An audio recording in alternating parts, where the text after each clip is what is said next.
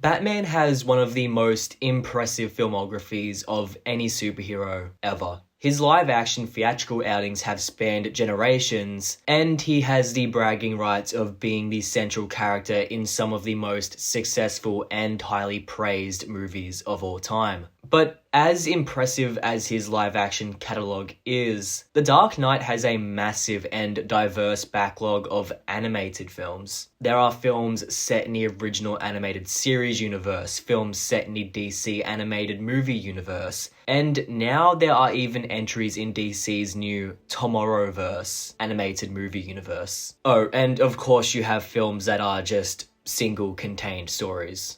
There is an impressive amount of diversity with regards to the setting and characterizations of Batman's animated movies. That being said though, the quality of these outings range from incredible to just plain bad. But that's expected when you make so many of these damn things. But I want to give credit to one of these films that I believe is actually one of the best Batman films ever made. And no, it's not Mask of the Phantasm, but that one is very good too. No, I want to talk about my personal favourite that not only outclasses pretty much every other animated Batman movie, but even some of the live-action outings, and that film is 2010's Batman Under the Red Hood. Now, before I even go any further, I just want to say, please, please, please, if you are a Batman fan and you haven't watched this movie yet, watch it. Just pause this video, go watch the movie and come back later. Also, this video is going to completely spoil the movie, so go now and just watch it. I'll wait.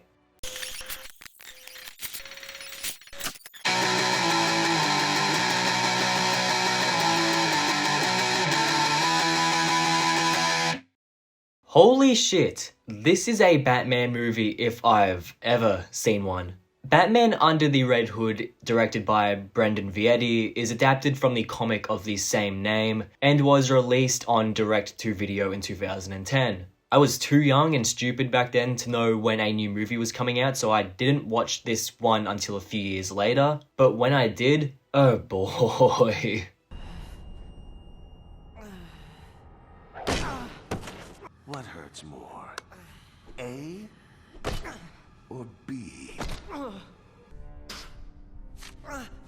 Jesus Christ, I thought this was meant to be a cartoon. I am well aware that the idea of animated television and movies being just for kids is well and truly dead, but I didn't know that when I was about 12 years old watching this movie for the first time. So seeing this much blood in a Batman movie was a shock to me back then.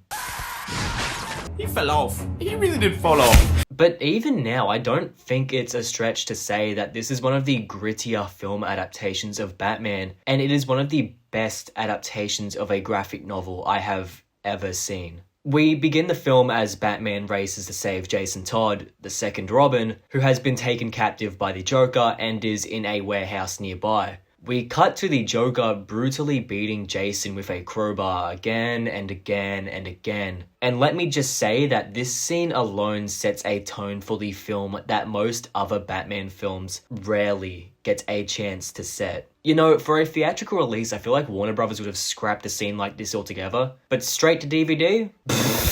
Straight to DVD, sure, do whatever you guys want. It's not like anyone's gonna watch this anyway. While you guys over there doing that, we're gonna go put Inception in theaters. Okay, bye! Long story short, Joker leaves, Jason tries to escape, and the warehouse is blown up before Batman can save him. He dies, and the movie is officially underway. This opening scene, for the most part, is actually a recreation of the scenario from the original Death in the Family comic storyline, where readers actually voted for Jason to die.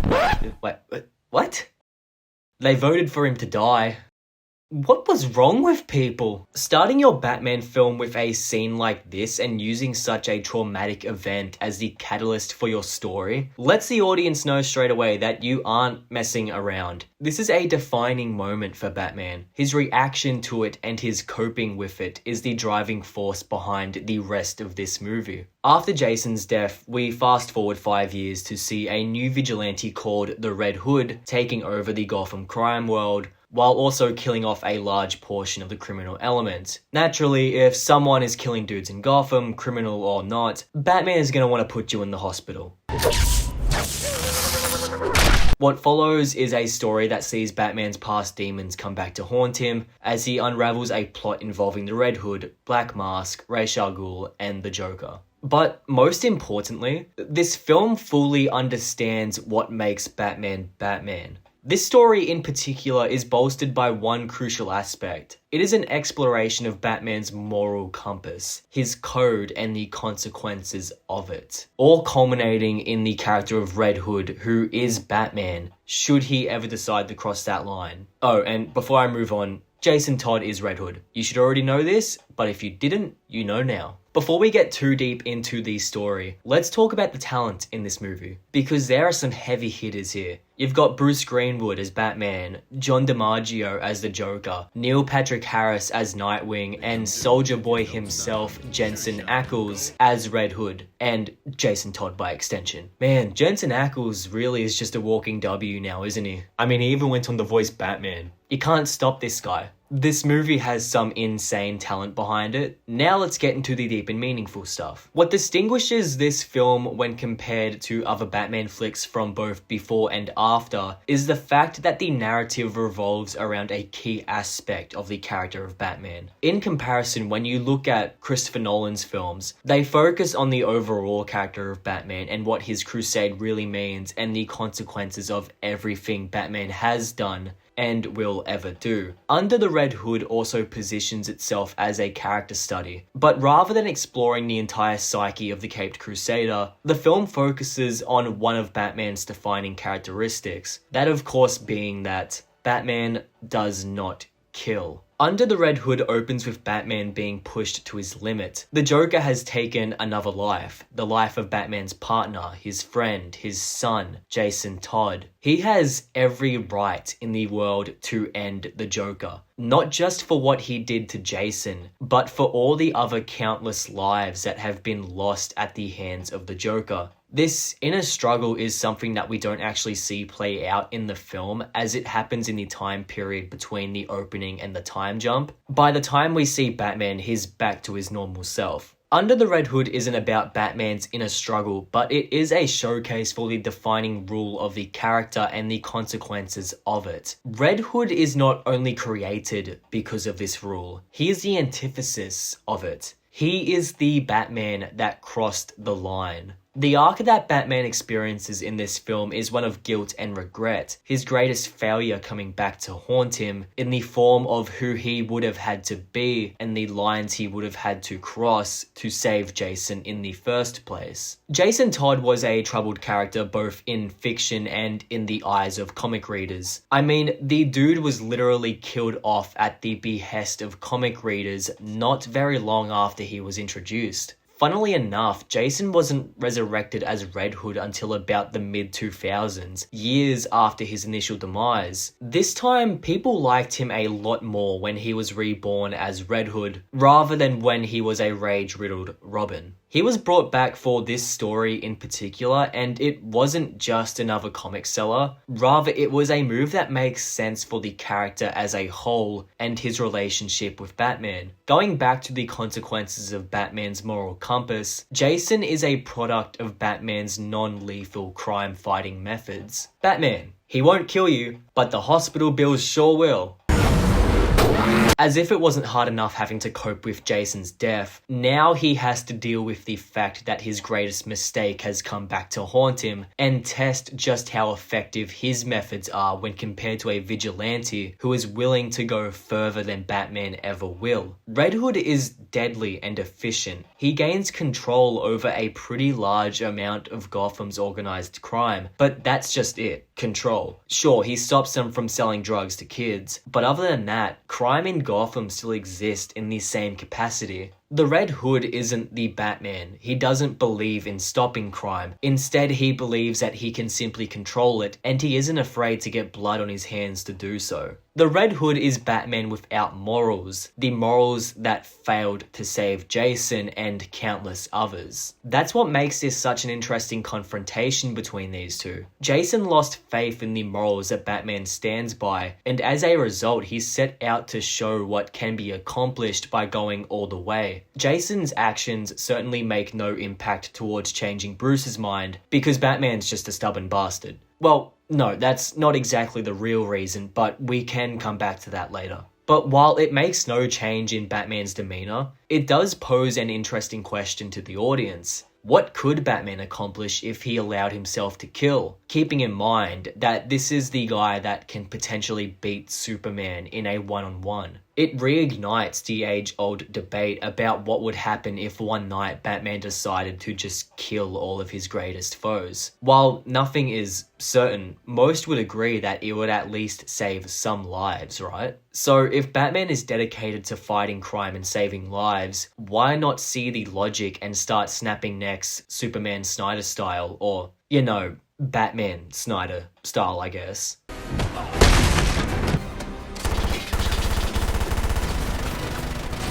I mean, they could still be alive, right? Never mind. Anyway, let's just ignore that. Red Hood is not just a product of Batman's no-killing rule. He is the antithesis of it. The story that is told through this character is a reinforcement of why Batman won't kill, seen in the actions carried out by Jason, and the amount of people he not only put in danger, but also killed. Of course, while we get a glimpse of what an unhinged Batman may look like through Red Hood, Batman's triumph over him at the end of the story also proves that he doesn't have to kill to be the best he can be. That it takes more than the will to take a life to fight crime and be a hero. It's too hard to cross that line. No! God almighty, no. It'd be too damned easy. All I've ever wanted to do is kill him.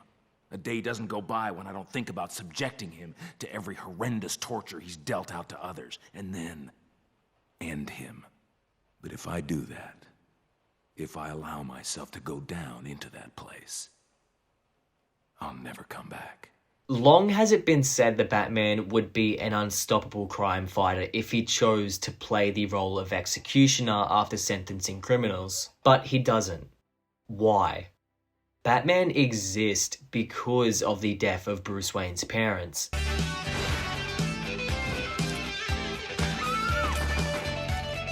He fell off. He really did fall off. If Bruce had never suffered that loss, there would be no inner motivation for his vigilantism. The whole concept of Batman was born from that crucial moment. Instead of engaging in the cycle of violence that caused the death of his parents, he decides to fight it every single night. If Batman stoops to that level, he is no better than the criminals he fights. Why should he decide who lives and who dies? Death is what started his crusade, and death would very well be the end of it. I mean, even just look at his reaction to being thrown a gun in the film. Look at the way he holds it. Look at the pure disgust on his face. He has no respect for this weapon. Batman is such a celebrated character because no matter what he goes through, how much he is tested, how far he is pushed, how much he wishes he could put an end to his countless rogues gallery for good, he always chooses to be a symbol of justice rather than a symbol of death. If Batman kills, he becomes the Punisher.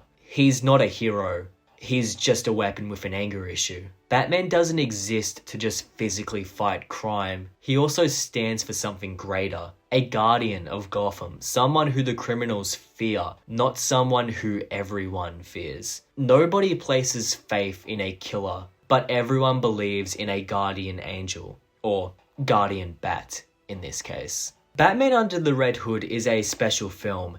It exhibits pure quality that is far more than a straight-to-DVD film would suggest. It's mature, beautifully animated, and tells a story that feels more personal and in-depth than most other adaptations, and it challenges Batman in ways we haven't seen before. This film is up there with Nolan's trilogy and Reeves' recent turn with the character. Red Hood is a villain that presents a dangerous physical threat and challenges the core fundamentals of Batman, creating an adversary that creates physical and emotional conflict, just as a good villain should.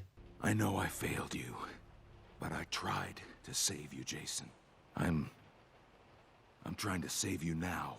That's pretty much all I have to say about this film. The animation is great, the acting is great, the score is great, and they all do a fantastic job of servicing the story. Before I finish, it's also worth mentioning that a Batman Death in the Family interactive film was also released direct-to-video in 2020. That movie explores multiple possible versions of the events that take place during the time jump in Under the Red Hood. Considering this was posed as sort of a sequel, I was really excited for it, but after watching it, I immediately hated it. Parts of it were alright, but other parts just felt straight up lazy. I'd need to do a whole nother video to explain that movie, which I might do one day, but for now I'd just rather gush about how good Under the Red Hood is. Closing out, Batman Under the Red Hood is one of the best Batman films ever made. Maybe even one of the best superhero films ever made. It's a grim tale about how even morals have their consequences and how dangerous those consequences can be. It's a Batman film that explores the fundamentals that make up the character while also being a hell of a good time along the way. This is the best day of my life.